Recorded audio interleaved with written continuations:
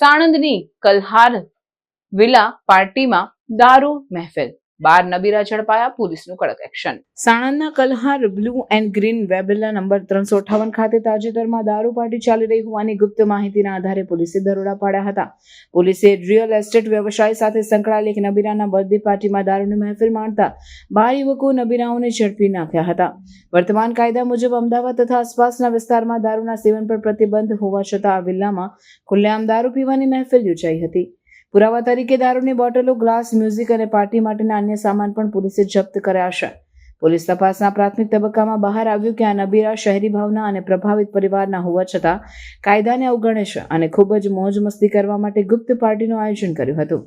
Police આગમન પગલે પાર્ટીમાં અફરાતફરી મચી હતી. પીછળ પડેલી વિગતો અનુસાર આ મહેફિલમાં કેટલીક યુવતીઓ પણ હાજર હોવાની ચર્ચાઓ જળવાઈ છે.